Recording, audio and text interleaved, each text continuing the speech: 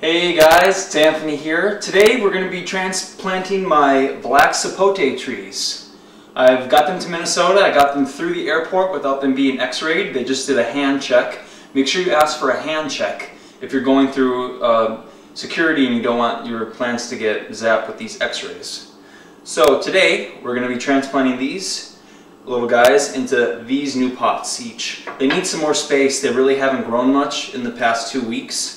So I can tell that they're probably running out of room down below. So what I did here, I made a mixture of 20% peat moss, about 30% organic potting soil, and then about 30% of worm castings, and then I add a little extra sand in there just to make it drain a little bit better.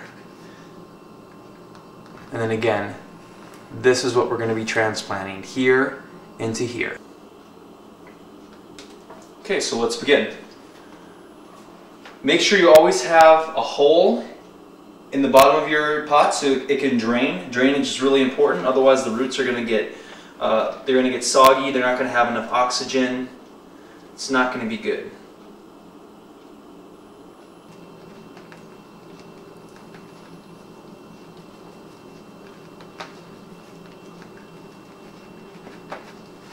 And then what I like to do here, we'll shake it out, and then with 2 fingers you can start to make a little hole for the plant. Push the stuff to the side. I actually have to add a little bit more in here, but you can see the idea. We'll add a little bit more in.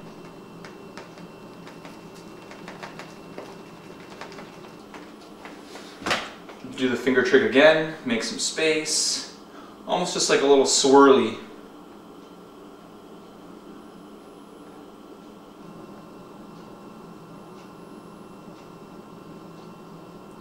Go as deep as you can usually. Pat it down firm. And then we'll pull out the trees. Hopefully we don't shock them too much. I gave them a lot of nice diluted seawater right before this transplant, so they should be okay to, they should be healthy enough to take this.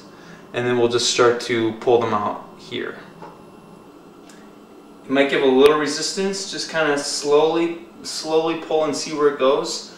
Another idea is you could actually just break this thing and then take the glass away and pull it out. But I'm going to try and do that without such destruction and just see if they'll just kind of slide out of this soil. The soil's pretty loose, so they shouldn't fight too hard.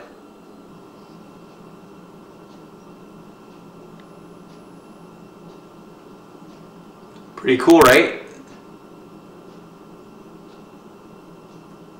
So let's get in the soil as soon as we can. So again, I'm just going to make a little more room.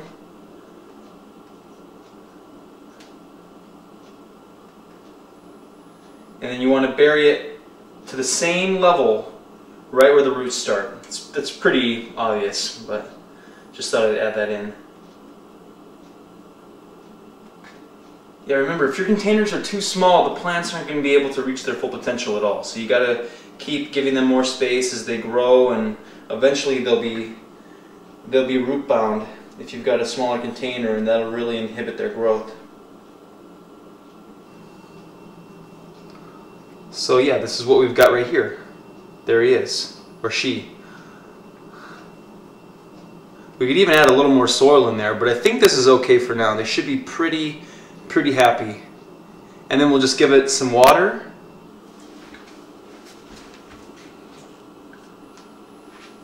I've got my seawater mix right in here. So I'm going to water it right above the other bucket of soil. You don't want to drown them out, but you want to give them a nice drink. And remember, you've got the hole on the bottom, so anything that's excess can just drain right out. Take my fingers and make sure everything gets around, and you want to give it a nice patting as well, just to make sure there's no oxygen bubbles sitting in the soil.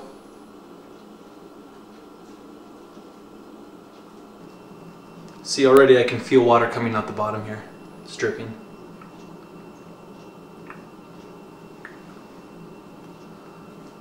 And that's about it.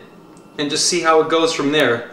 Keep a good eye on your plants, that way you can even take notes, because you can tell what actions are resulting in positive benefits or negative things too. So this is the first one, and then the second one is the same.